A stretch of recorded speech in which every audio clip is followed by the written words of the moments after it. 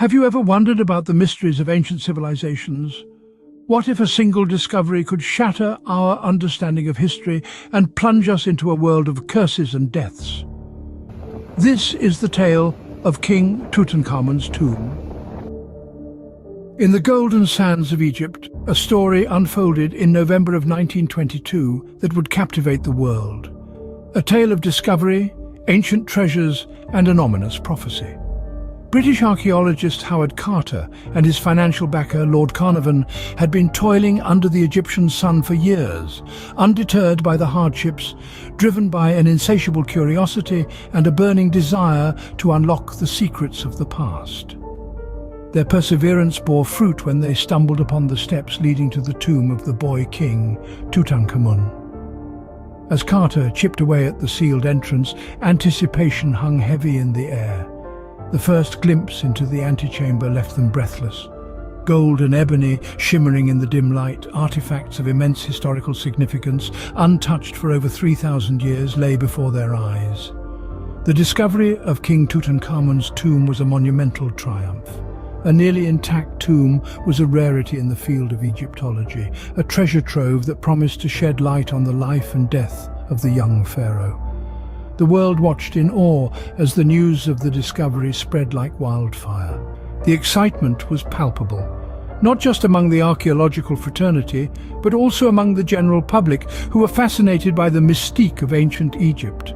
The joy of this incredible find, however, was tinged with a sense of unease.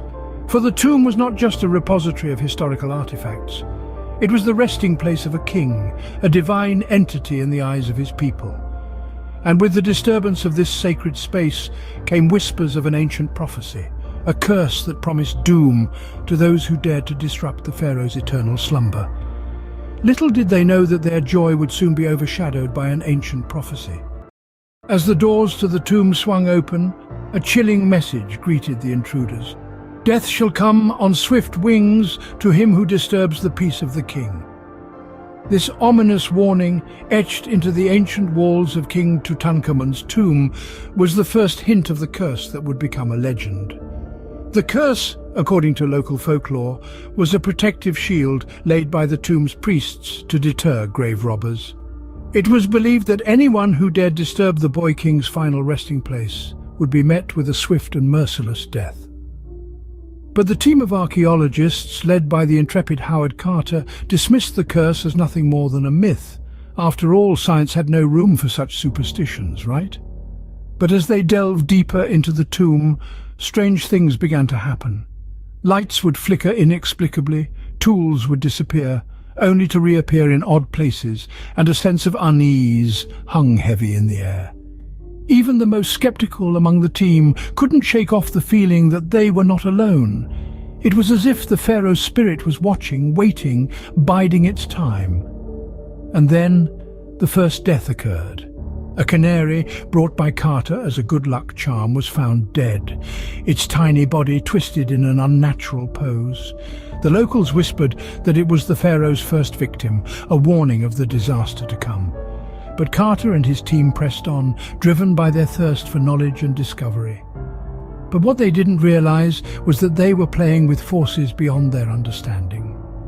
As they broke the seal and entered the burial chamber, they were stepping into uncharted territory, where science met the supernatural. They had dismissed the curse, laughed it off as a mere superstition. But little did they know, they were about to become believers. And then, a mere few months after the tomb's opening, the prophecy seemed to come true. The first to fall was Lord Carnarvon, the financier of the expedition. Struck down by a mosquito bite gone septic, his death sent shockwaves through the world. It was a mere 5 months after the tomb's opening. Some said it was mere coincidence, but others weren't so sure. The whispers of a curse began to circulate, growing louder with each passing day. In the wake of Carnarvon's death, the world watched in trepidation as the curse continued its ominous march. The next to meet an untimely end was George J. Gould, a visitor to the tomb, who succumbed to pneumonia. Then there was Prince Ali Camel Fahmy Bey of Egypt, who was shot dead by his wife not long after visiting the tomb. But it wasn't just humans who fell victim to the alleged curse. Howard Carter's pet canary was said to have been swallowed whole by a cobra on the very day the tomb was opened. In ancient Egypt, the cobra was a symbol of the pharaoh's power. Could it have been a sign from King Tutankhamun himself? As the death toll rose, so did the media frenzy. Newspapers were filled with sensational headlines, fueling the fear and fascination of the public. People across the globe were captivated by the unfolding tale of the mummy's curse. Scientists and skeptics tried to debunk the curse, attributing the deaths to natural causes and the power of suggestion. Yet, the series of misfortunes that befell those associated with the tomb's discovery was undeniably eerie.